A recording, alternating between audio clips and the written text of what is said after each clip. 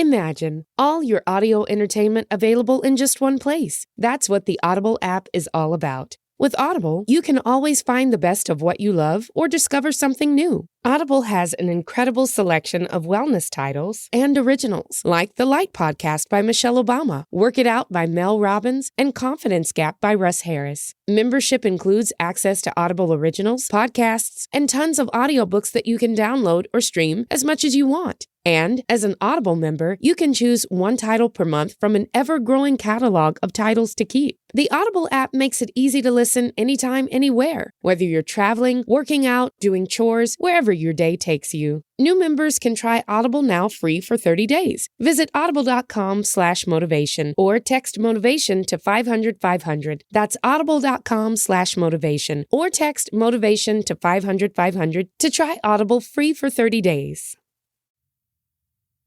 The weather is cooling down a bit. The leaves are starting to fall. Yes, it's that time of year again. Football season. And we all know the best part of any game day traditions are the ones that involve food. There's nothing like having everyone in your game day crew coming together to bring their best bites and argue over whose family makes the best chili. And while there's no need to mess with the perfection of game day classics, like a freshly grilled Oscar Mayer hot dog topped with Heinz ketchup and mustard, it's always fun to step out of your comfort zone and get creative with your recipes. Because there's nothing more fun than adding to your list of game day traditions, like making a creamy and delectable queso dip with Velveeta cheese that can be eaten with so much more than just chips. Now is the chance for people across the nation to find out whose game day eats reign supreme. It's your turn to show off your tasty game day food traditions. Go to www.gamedayfoodtraditions.com to share a photo of your game day food tradition to enter to win $10,000. Once again, that's www.gamedayfoodtraditions.com to enter to win $10,000.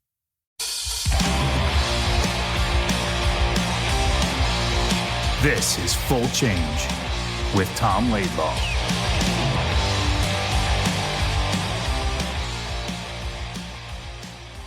And here we go, Tom. We got another good one today. This is definitely someone you've had many battles with. Oh, who's that? That's a division rival. Uh-oh. From the hated Flyers. Oh, no. The guy who scored over 400 goals in the NHL. We got number 26, Brian Propp, on today. Oh, wow. Good job. Good job. You're on fire lately, our guest there. This is a big one. This is a very big one. Brian, fine to meet you first. I don't know if we'd ever met before, had we? I know we played against each other. There's a couple of events that I go to, charity hockey. Yeah, there's one in New York City, Central Park. Now, where are you from? A couple of those other players. Where are you from originally? Where's home? Well, I grew up in Saskatchewan, Newdorf, Saskatchewan, which was in Canada. So it was a small little town of 300 people. I had my dad was a Lutheran minister. He preached in English and German every Sunday, and wow. I have two brothers and two sisters, and so we're all 13 months apart. So we had our own hockey team at that time. Yeah. So yeah. that was but it was a simple life. You didn't know any better. It was cold, really cold, and but you just dealt with it. So typical Canadian kid just started playing hockey as early as possible, like 3 or 4 years old, or where were you? Well, like 4 or 5. When you skate on the ponds and until the rink is ready to freeze. Oh, good. Now, were you a pretty good player right away? No, I wasn't. When I first started, I couldn't stand up on skates. So were you pretty good?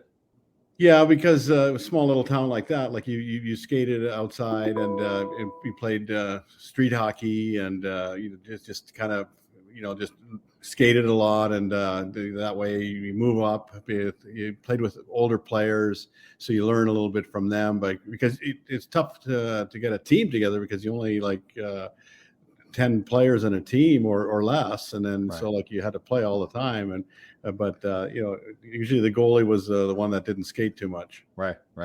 So you stayed at home, played your junior, or played all your minor league hockey as a kid there until you went off to play junior, or did you leave early?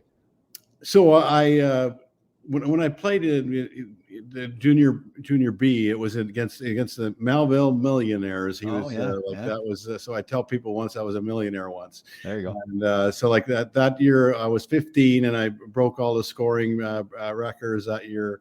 And then Jerry James was the coach, and then we had a couple other good players. A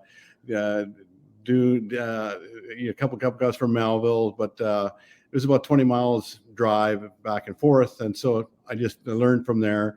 and I couldn't drive, but my mom and parents had to drive them because you had to meet other people on the road, and so without cell numbers, it was a little difficult. You had a time where you could meet, and then after that, I played 3 years for the Brandon Wheat Kings in Manitoba. We had powerful teams. I won 2 scoring championships, and then I got ready to go to play to the Flyers. Wow, very good. When you're talking about where you live there and driving the 20 miles, it reminds me, I got in the agent business right after I retired. So I did a lot of recruiting in Western Canada. And I remember you call the parents and you try to give you directions. There's no road signs out there either. It's like, go to the 3rd grain elevator a mile down the road there and turn left at the elevator. There was nothing about, excuse me, there wasn't a whole lot out there.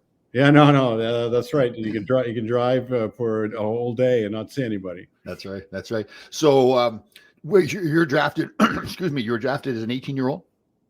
No, it was a 19-year-old because that was the year that 1979 that the league merged. And so it was the World Hockey Association and it got merged to the NHL. That's why a couple of the other guys that played in the World Hockey Association, they put the other players with that, and then they changed it to an 18-year-old draft. That's why Ray Bork and Laurie Boschman got drafted before me, and I think you guys took Doug Sonneman before me. Yeah, that's right. Oh, otherwise you could have had a good player. There you go. Who would have scored some goals? Good. So how many? So you right after you were drafted, you turned pro then? Yeah, for the Flyers, and and at that time, you would work on the farm. You didn't know what was going on. You didn't go to the draft. You didn't know what was going on. You just got a call and said, "Okay, well, here I am. Make the best of it." Yeah, that's the same thing for me. Yep. See, Tom loves it when I tell stories over and over. So here we go. So when I was drafted, I was the same way. I was cleaning the horse shit out of the stalls there, and I got a call. My father came. Said, "You want me to finish the story for you?" He said, "Dad, I got drafted. We got drafted by the Rangers." Yeah. Okay, back to work. There you go. Yeah, it was funny. Isn't it funny watching the draft now with the kids in the suits and everything? Yeah, we're sitting at home there. Oh yeah, definitely. Well, yeah, it's changed a lot. But now they make so much money that at that time when the league merged, you didn't have any bargaining time because Eagleson was my agent, and so I made 50, 55 and 60,000 my first 3 years, and then 70, 75, 80 after 6 years, and so I scored almost 40 goals a year, and so that's all you made. Isn't that true? What'd you get for a sign? I got 25,000 for signing bonus. I got 20,000. Oh, did you? Boy. Okay. Wow, yeah. Really? Wow. Yeah. So that's my 19. So your first year in the league was 80, 81? 79, 80. 79, 80. 79, 80. That's when we had the 35 undefeated streak. Oh, that's right. With the Flyers, and then we went to the finals against the Islanders because it was 1 against 16 at that time, and then they changed after that to different divisions. But it was I had good teammates, and the Stanley Flyers won a couple Stanley Cups in 74 and 75. So I played with Bill Barber, Bob Clark, Reggie Leach, McLeish, you name all those guys. And but the year before, Bernie Propp got hurt. He got hit in the eye with a stick, and so that's why Pete Peters was a rookie then too. And so he did the best of it. Yeah, good. Now you've never played in the minors at all, right? I just played the pros all the time. Well, Brian, that first year, how was that winning streak? Did you guys know what was happening at the time? Was it just crazy to be involved in that? Yeah, well, I remember my first game because we played against the Islanders at the Spectrum, and so I played against Bill Smith, and so I played with Bob Clark and Reggie Leach on a line. Oh, that's a nice line. So I got an assist, and I scored the game winner. So hey, this is easy, because in junior, that was the same thing. We won all the time. Well, I only lost 5 games of 23 at the end of my junior season. And so it was wow, this is great, and then we lost 9-2 in Atlanta. And I was like, oh God, is this what it's going to be like in the NHL? And then from there, we went 35 without a loss. Wow. That's incredible. So you had guys like Paul Holmgren and Ben Wilson and all the tough guys too, right? Oh yeah. And Ben Bridgman and Paddock and Al Hill, T.J. Gorance, Cochran. so like and Frank Bath. That's right. That's right. And but Ben was really tough. Yeah, he was, and he was a little bit of a nutcase too. I mean, that, Oh yeah, like a nutcase you want on your team because that nutty. You know, a guy who I thought was always probably pretty good guy, but a real tough guy was Glenn Cochran. Was he a good guy? Oh yeah, he was a great guy. Like Right. he laughed all the time. He made people laugh and joke around, but he just entertaining. It was like like, and Bob Kelly was still a flyer then, so like he could bounce around guys, and so like it was a little more exciting than it has like now. Like now the guys get a lot of money, but they don't hit or it just they complain about everything. And I know it was good in the 80s. We had good times. Oh God, did we ever have good times? I got in a debate the other day, because we all like to drink our beer back then. And everybody said, well, wouldn't you have been a better player? And I said, well, no, because that was really part of the culture that like it kept the guys together. Right? I know it sounds maybe a little barbaric now, but that was the culture back then. We're all sitting together. I'm sure your team was like that as well.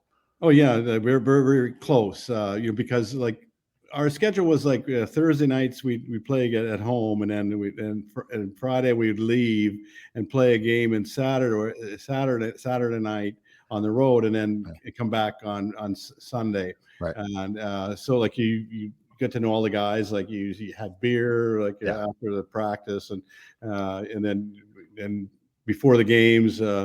Like you took it easy the day before, but it was just so good to get to know everybody, because like you hung out together, you had a beer, and then had a meal. And now like there's too many cliques that don't know anybody. Like maybe the language is different too, but and plus they make so much money that like they have all their own chefs, and so they miss all the fun because they don't have good stories. I know we got some good stories. We can't tell them all on these shows. Though. That's what we can tell the ones. We can tell. We can always have some good times. Like just with like you do, Tom, with all your charities, that people that are there and they help, and with all the charities, and like the old hockey players, like they still go to scramble golf tournaments, and they tell stories, and they don't worry about making some money. They just pay for free and food and things like that. But it's so much better, just to brand yourself. And tell a few stories, and then that's why people appreciate the older guys. Yeah, true. That's very true. Brian, you had some great rivalry with Tom's Rangers. Can we talk about that a little bit?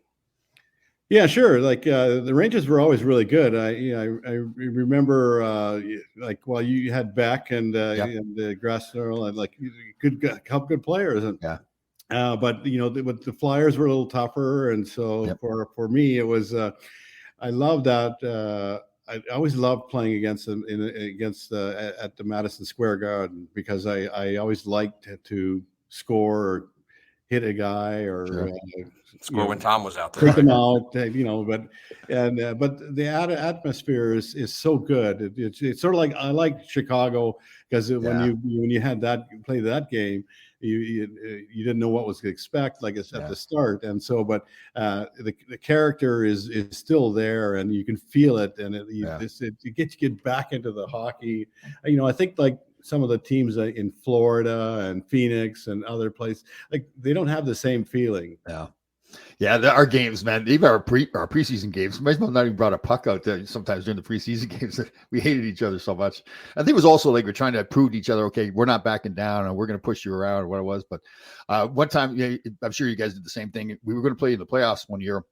They do that pre-scouting report, and then they come back and say, okay, here's what we need to do. Here's the keys to the game. So my job was to go out there and hack you across the arms. That's what they saw me go hack them across the arms. As soon as I hacked you across the arms, Glenn Cochran was right there. And okay, that didn't work too well. Yeah. Well, you find the right guys to. I bought them beer. So sure. I have good teeth now, because I bought them beer, and they protected me. But Cochran was great. Oh, but like you said, you at that time you held, cross-checked, slashed. Yeah. We did everything. That's But Tom's game. so but that's all part of the game. Yeah. And it's thankful for me, I had tough players, and so it protected too. But it was play the game, and so that I was in the playoffs my first 13 years every year, but like I know the first year we lost against the Islanders in overtime in Game 6. Yep. And then a couple of years after that, we lost against the Rangers, the games best out of 5. Yeah. Where the goalie played really well, and so I learned at that time, after my third or fourth year, that I had to be much better when I came to the playoffs because I had to be counted on. Sure. Now, how many seasons did you play then? I was 15 years in the NHL. Like I was 11 with the Flyers, a little bit with Boston, 3 years at Minnesota, and then I finished in Hartford. Oh, that's right. I forgot about that. Yeah. So then I played a year after that with France. Oh. And at that end, like I was like at the end of my career, like I had over 1,000 points, 1,000 games, and so that was special for me. But then they had the lockout, and so like I was looking like the smartest player around, but they started at the end. But I played for France for a year, which was nice because I really enjoyed that too. This is an awful question. Are you in the Hall of Fame? No, I'm not. I was in 5 Stanley Cup Finals. Yep. I'm the number one in the playoffs for left winger scorings in the history.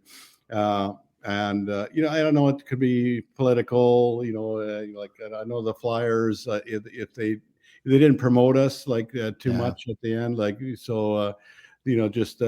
just working on it a little bit. To find a person that can support me for the votes that I would need. So I got a funny Dave Brown story for you.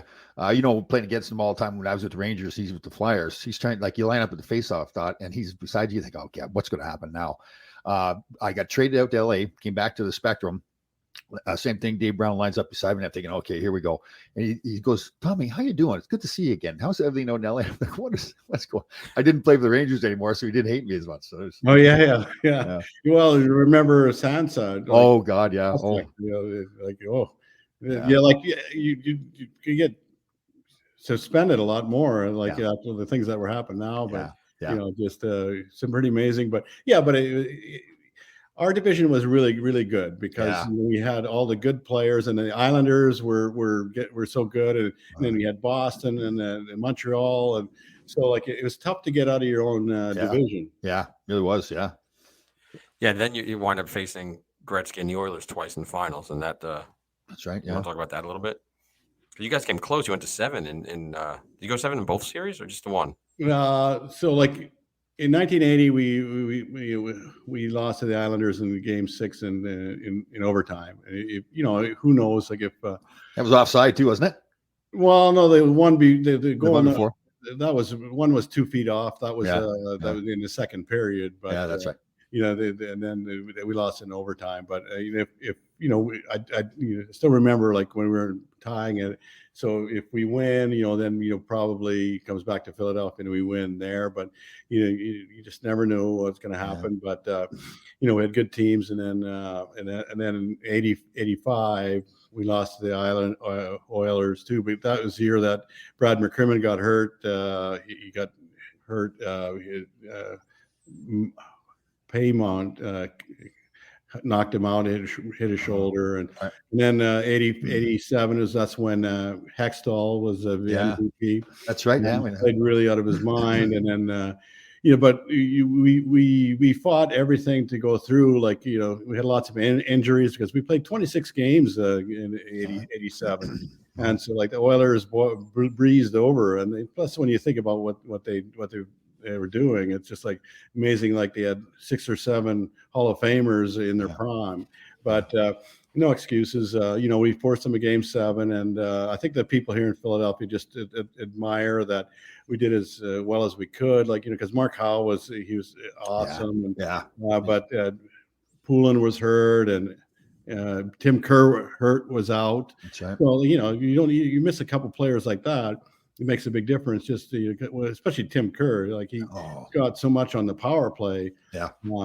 He's a big Yeah. man with good hands too, man. He's Oh hard to yeah, play yeah, against. yeah. Yeah. So he's still has a place in Avalon in New Jersey, Nice. and his two sons work in real estate in Sea Isle and another couple towns around there, Sure. and so I get to talk with him every once in a while. Very cool. So you had to go through the time we had to wear the Cooperalls too. What did you think of those?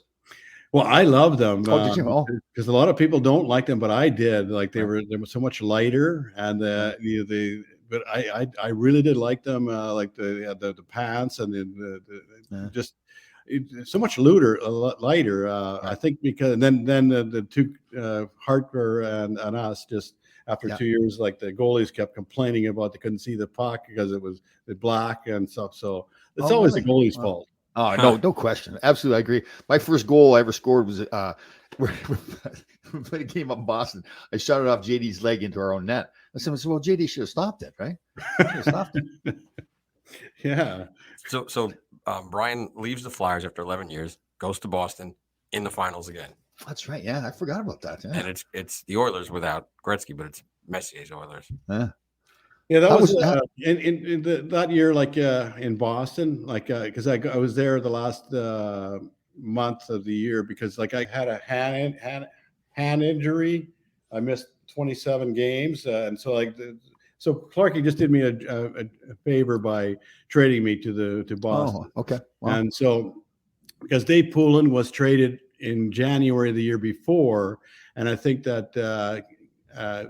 Kim Landsman was retired. He came back, and then, but so like we breezed through the playoffs, and then the first game was a triple overtime where the lights went out. Oh yeah, and then Clamo scored in the triple overtime. He didn't have a shift, and then he scored the game winner. So that was really tough. And then Ranpart was such a good goalie too, and plus they really knew how to win. Oilers. Like they had the tough guys, and I know that Tikkanen, he kind of checked on. I was playing with Jamie, Johnny, and Neely. Yeah, but so it was tough to play that, but we did as good as it could. And then the next year after that, I signed with the North Stars as a free agent, and we went to the finals that year. But jeez, I didn't realize that. You're the good. Yeah, but then he gets Mario. Oh, that's right. Yeah. Like he kind of tore. We did really well until the last two games, like where he took over because he was such a good player. But I think from playing in the Canada Cup in '87, like he learned a lot from the last better leaders how to win, and so like he took over the series like games 5 and 6. Yeah. How was Ray Bourque as a teammate? Oh, he was awesome. He was really awesome, and also like in junior hockey I played with Brad McCrimmon too. That's right. The three of us played together with Ray Allison. So I see Ray Allison all the time because now he's in Myrtle Beach and I'm in Marker Island. But he just had the sixth grandchild, and so like I'm going to see him like in the next couple of days in New Jersey. And Brad McCrimmon was great. Bourque was unbelievable. Like, I wish I could have signed again, but Harry didn't want to offer me too much money. And so that's why after Bob Clark got fired, and he took me to Minnesota as a GM. And so like I signed with Minnesota, which turned out to be nice. Well, that's a real compliment to you too, right? When a GM that you had in one team now goes to another one and goes out and gets you, that says a lot about you and your career too, right? Yeah. Well, I was always a good, consistent player. They knew what I had in them, and I didn't worry many about the points. Like I just wanted to win for the team, and like some of these players are like they score more points, but they're selfish, and it's all about the team and the character. But in the '80s, it was tough because the Rangers and Flyers had good character players, and it was tough every time that you played against them. Yeah, it was. Those are fun series. One thing we didn't talk about, Brian, is Tom's favorite coach, Mike Keenan. Can you talk about him a little bit? He's a jerk. God. Well, for me, I used to smirk he didn't like that, and so, but I didn't care because I know I was a good player, and Right, so I drove him nuts because I just smile and. Oh, okay. So Hey, he's hey, trying here to get you a rise go. out of you. He's trying to get a Yeah, rise but out of you. Is that he working? kind of liked it when you told him to F off every once in a while because Right. he just wanted he to react, and but it was it just for me, he played me a lot, and so power play, penalty kill. Plus in the '80s, with Dave Poulin and myself, we had two of the best penalty killers. And right. then when Hextall came and he shot the puck so well, we got 2-on-1s all the time. So that's how we scored some shorthanded goals. Well, I didn't realize with your career that got that many points and that many times going to the finals. You got to be in the Hall of Fame. We got to have a little campaign to get you in the Hall of Fame. Yeah, I just have to find the right people, and just like and now like at least the last couple of years they've been putting some older players together that like Kevin Lowe, he's on the Hall of Fame already. But hopefully you'll find a couple other people that that are good people, and I did the radio for 9 years for the Flyers after I played hockey, with the team, and then I'm on their board, and so I give back, and then in Canada, I was in 2 world championships, and after we lost in the Islanders, like in '81 and '82, in Germany and Finland. And then the Canada Cup in '87, where we won against the Russians that year. I played with Lemieux and Gretzky on the line most of the time. And we've got to get you in the Hall of Fame. Seriously, the more you talk about this stuff, like especially when a guy like Alfredson goes in, and again, no disrespect to him whatsoever, but I think that should help you because his numbers are very similar, and you've probably done more in your career with the world championships and going to the finals all those times. So we got to get some. Yeah, we got to get some guy on the committee. Is JD still on the committee, John Davidson? I don't know if he is or not. I think he was. Well, but I think he might have just left. But I know most of the players that are on the committee already, most of them because they're about the same age as me. Yeah, like Mike Gardner. Yeah. Like I know most of them, and just even if I've got Gretzky's name, like I'm helping him. Well, just because he's such a good guy, and so but he knows that I had a stroke 7 years ago, and all these guys that are passing away, like now, like Bossy and Lafleur and Gillies, and you see them dropping every once in a while. I know. So every day is a pleasure to be alive. And, very true. To have life, and so that's why I'm enjoying Florida, where it's a little warmer, and but I set up some charity hockey events. I've got my charity hockey event is going to be in PA March 26th, and so I used 6 former alumni to split up the 2 teams, and the charity is going to be for Headstrong Cancer. And then I have my golf tournament May 16th in New Jersey. It's for Guffaw Cigars, and it's going to benefit the people that have strokes and need help with that. At the University of Pennsylvania. So I keep busy with doing the fun things, but having the right people for the golf and hockey makes a big difference because they know why they're there. Right. They're not going to make that much money, but they're going to have fun, and they're going to know why that they're raising money for other people. That's a great cause. Yeah. So when you finally had to retire, then was it did you see it coming? Were you disappointed? You knew that was the end, or where were you? Yeah. Because in my last year in Hartford, I just signed as a free agent, and Paul Holmgren was the coach. Oh. And Pierre Maguire, and Homer went to the GM, and then Pierre Maguire ended up being the coach at the end of the year in Hartford. And so he gave me a chance to play because I only needed 26 points to get 1,000 points, and so I know that I played in 65 games, and I had 29 points, which is I think I can't remember how I did it, but I got it, and so did 1,000 points in 1,000 games, and 425 games, 422 games, goals, which is nice, and awesome. It's just a nice get those Nice to get that. milestones. But and then I decided, hey, listen, at the end I said, okay, I'm going to just sign with French hockey club, Right. which was better because like I knew that I'm going to retire, and then Right. so I just played a year there, and then that was much fun after that. Yeah, cool. So can you talk about the cigar business? Because you mentioned that briefly. Oh yeah. What is Guffaw? So I have my Guffaw cigars are from the Dominican Republic. Oh, so wow. I started them like 4 years ago. So like I have boxes of 5, 2 mild, 2 medium, and a Maduro for about $70. But they're really good. The distributors in Miami. I have my Guffaw T-shirts. Okay, so but where does Guffaw come from?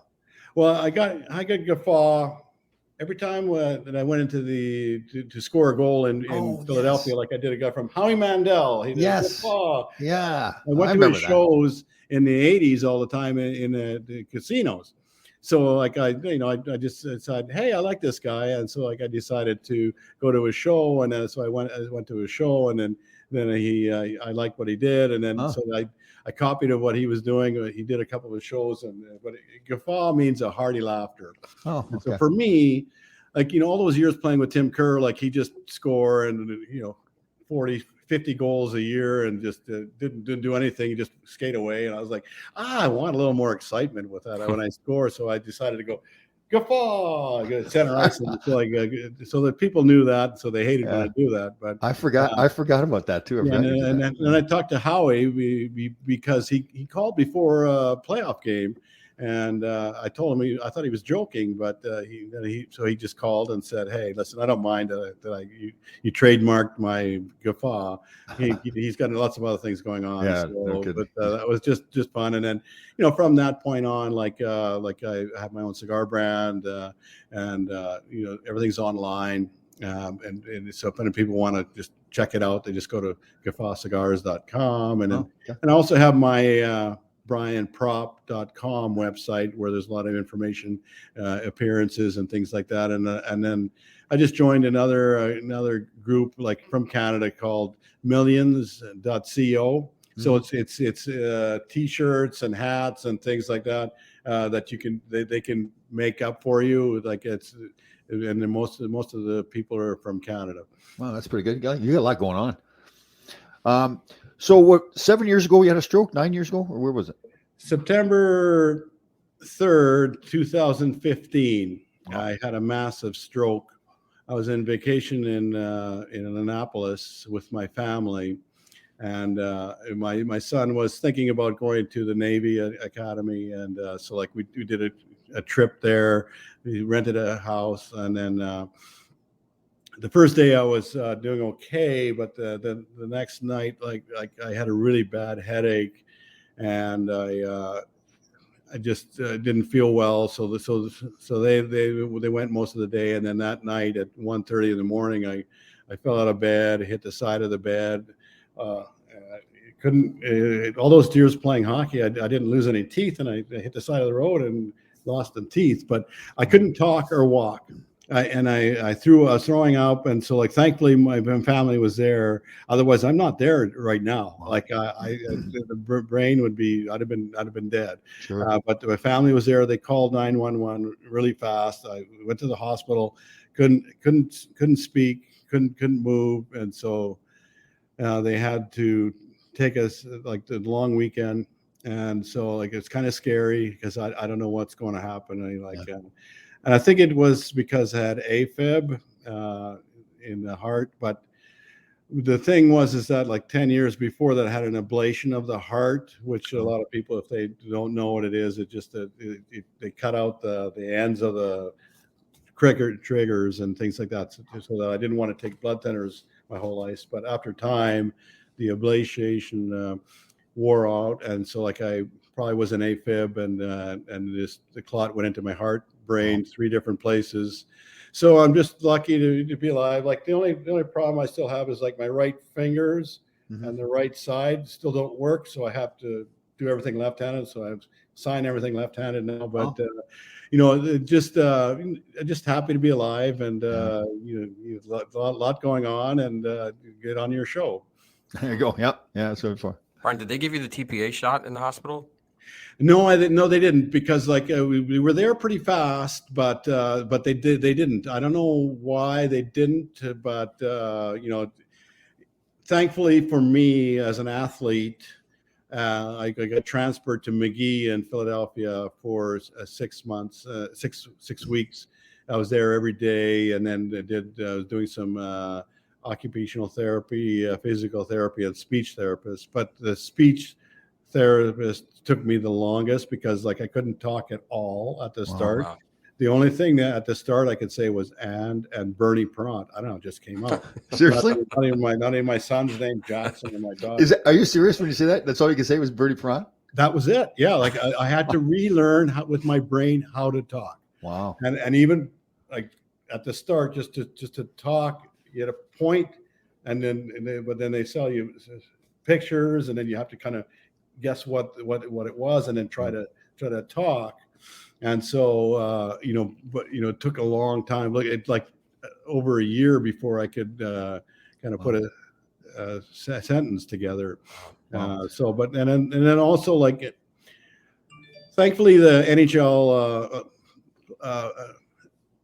had a program together, where I did some stem treatment in Colorado.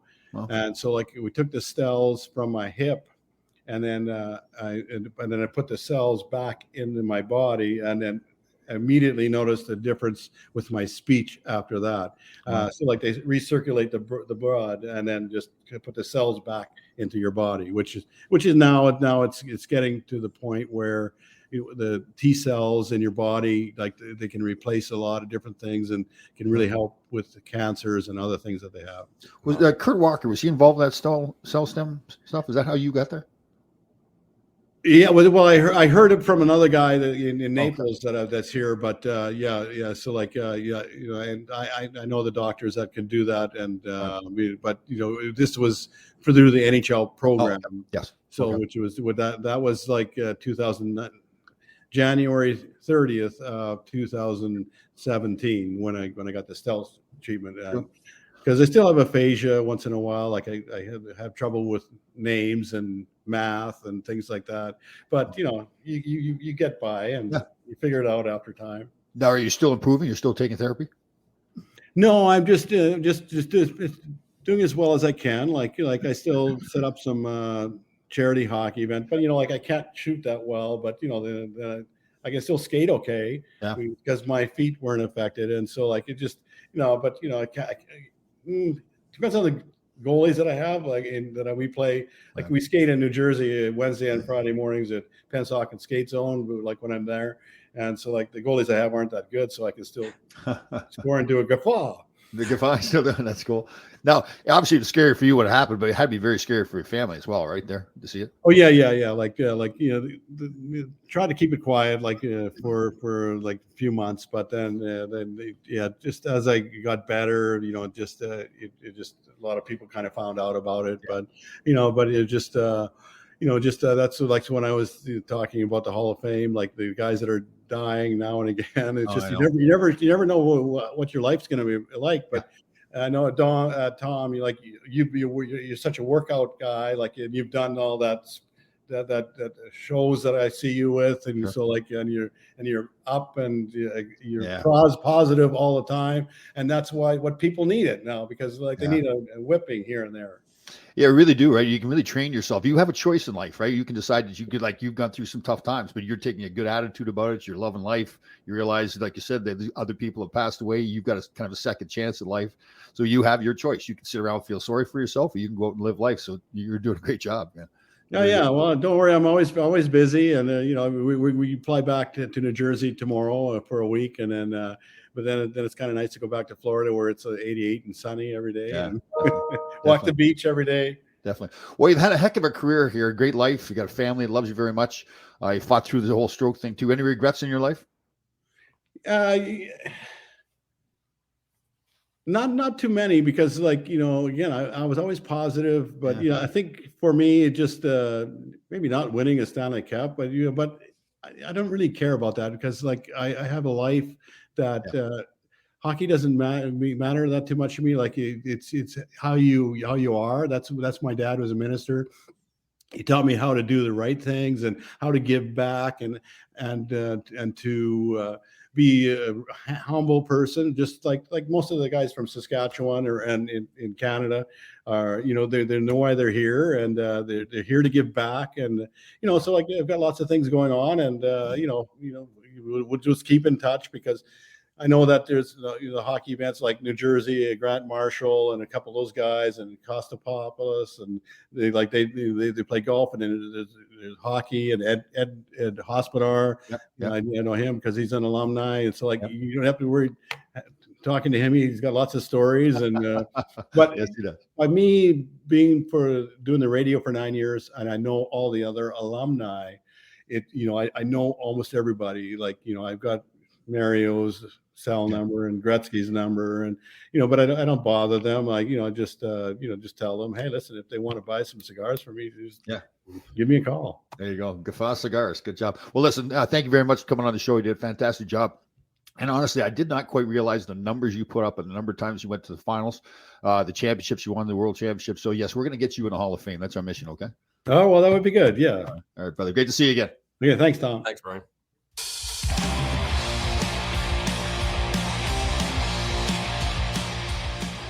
Wow, he's a Hall of Famer, Tom, no question. And we talk about second chapters, the stuff he battled through, incredible. I love his attitude about life, right? I mean, he didn't win Stanley Cups, but he's not sitting around worried about that. He realizes his life was really precious, and then you go through something like he went through. Man, that had to be hard on his family too, to watch him have a stroke like that. But sure, and he recovered. He's got a cigar company. He's doing his charity stuff, and like we said, he's a Hall of Famer. You played against him, you can see it. Yeah, I know. It's interesting when you run the numbers by there, and all the other guys that are getting in now. Yeah, he's definitely got to be in the Hall of Fame. He had a great career. I forgot how good he was too. Yeah, we really had to kind of like when we played against them in the playoffs, they had like a real strategy. How are we going to stop Brian Propp? Break his arms. Yes. Great show. All right, Grasshoppers, thank you for listening. We had a fantastic show. We'll see you next time.